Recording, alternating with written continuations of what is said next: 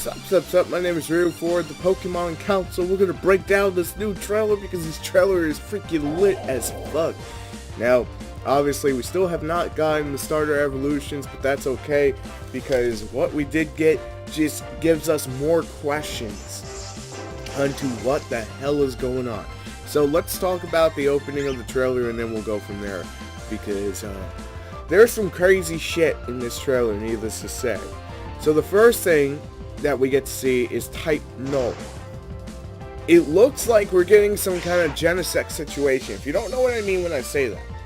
Pokemon that are made by other people. I mean, look at this thing. Just look at it closely. It's got a freaking axe on top of its head. It's got some like claws that look like it belongs to something else. It's got the body of an Umbreon and then a tail of a Vaporeon. It really looks like they took a bunch of evolutions and a few other Pokemon and smashed them together. I think this is kind of like, not a Mewtwo situation, it's gotta be Genesect, where it was basically altered by, you know, maybe Team Skull. Maybe Team Skull did this, maybe it was someone else. But it has the ability Battle Armor, and it does look pretty cool for a Pokemon, but it's a normal type, and I was like, I'm like watching it back, and I'm going, what the hell? It doesn't make sense to me, and then I picked up on it. Because I'm like, wait a second, that looks like an artificial Pokemon, but we'll get more into that as we get closer. Jangmo, it's a little dragon type. It's got a little awkward name. I'm hoping this thing evolves. It's got little, I want to call them scales, not like sacks, but they're like little scales that stick out. And I honestly think when it evolves, hopefully if it evolves, and it doesn't evolve into what we've already seen, then it's going to be pretty damn dope. We got the Alolan Eradicate, and I thought we weren't going to get that right away. But holy shit, that thing is ugly! That thing is ugly! Look at its cheeks and its fat-ass body! Oh, it's so nasty looking. I'm sorry, it just is. It's so gross to me. But that's enough. Let's stop talking about how ugly it is and actually start talking about the good things. It's dark, normal type. You should have just been a pure dark type, in all honesty. It's got stubby, wuppy little hands, but some big feet, and a gnarly looking tail. This thing looks like a giant fat rat. It's obviously been eating a lot more. And then we get this piece of info that says Pokemon Sun and Pokemon Moon are set 12 hours apart from each other. So they're not set in the same time frame, and certain events will play out differently.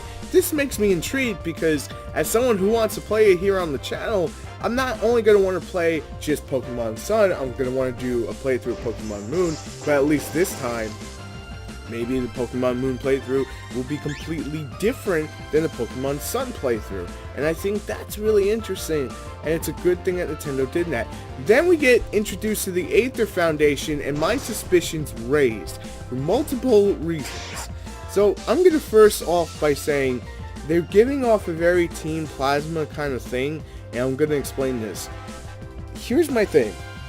We're getting artificial Pokemon, or it seems that way. We don't really have too many details on the first Pokemon that was shown and the very last Pokemon that was shown in the ending. We don't know anything about them.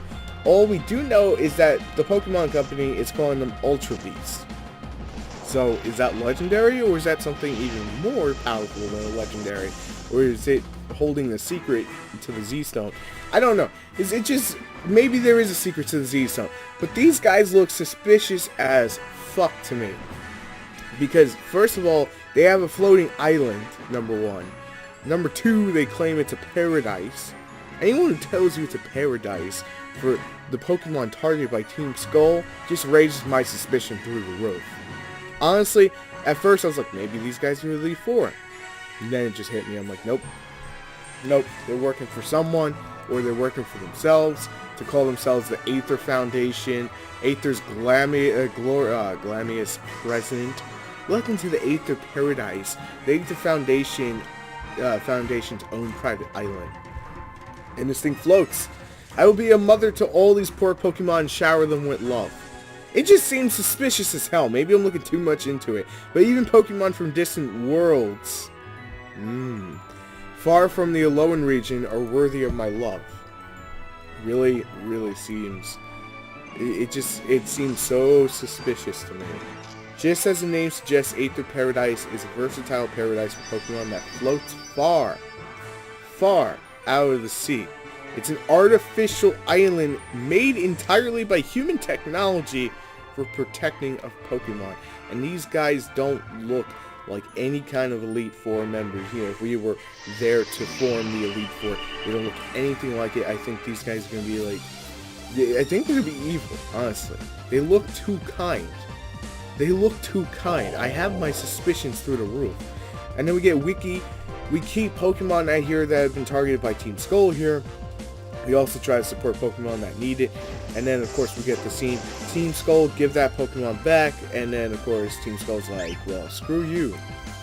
And the last two are just employees. I don't know. I just have this sinking suspicion. I'm not saying that Team Skull is the good guys. I think they're bad, too. I don't think they're out to do their own thing. We get introduced to another Team Skull member. This guy doesn't have a skull on him. QQ. He's Gladian, one of the two.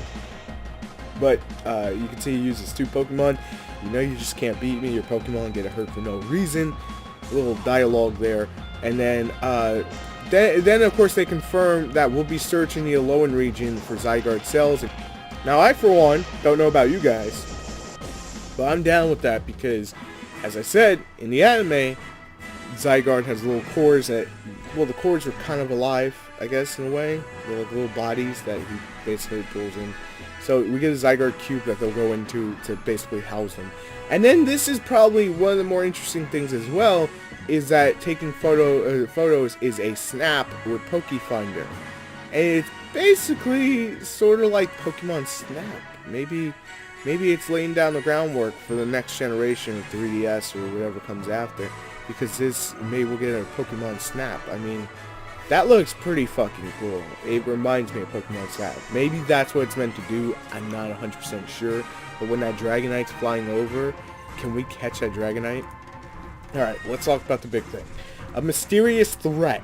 Ultra Beast. They don't give us any more details than that. Outside of the jellyfish. They don't even mention the type. They only give us the name. Ultra Beast 01. UB. I'm going out on a limb saying it's Ultra Beast 01. Now, I have suspicions, and I think it's pretty obvious, there's going to be more Ultra Beast. And I think they're going to be some kind of big plot into the Aether situation here. And I'll put the details in what I'm thinking right off the bat right now, and then we'll probably make a Poke Time, a coffee time, however you want to put it, probably on Monday. I really have the sinking suspicion that Aether is going to cause the Ultra Beast to come, because the Ultra Beasts are probably this class of Pokemon that are extremely pissed off at Aether. Honestly, I think the Ultra Beasts are coming because Aether is probably altering Pokemon, as we've seen with the first Pokemon show in the trailer, and this being shown the last. Because if you look at it in the trailer, if you freeze it, you'll see it looks like it's coming through basically, I don't want to say a dimensional portal, but it's kind of that Giratina effect where it's coming out of another world. And especially at the Aether Foundation president is like, even Pokemon from other worlds are worth my love. That pretty much is an indicator to I don't want to like get on speculation and sound like I'm absolutely right about it. It's just my thoughts and my little theories about it, because it's fun to speculate. And I do think that is a possibility. But I don't want to say 100%, yeah, that's going to be it. Yeah, you know, it's right. There's no right and wrong answer until we get the actual information. But it does look pretty suspicious, needless to say. But that's going to be it. That's the entire trailer. That's all my thoughts on it. I'm pretty hyped. But this gives us a whole new level of what the fuck's, you know, thing. We got the Snorlax Snorlax Z that wakes up a Snorlax that makes him really pissed off, apparently. And now we get Ultra Beast. Pokemon is really stepping up their game for these games. I'm really interested to see how this plays out. Let me know what you guys think down below, and I will see you on the next video. As always, thanks for tuning in, and I'll see you then.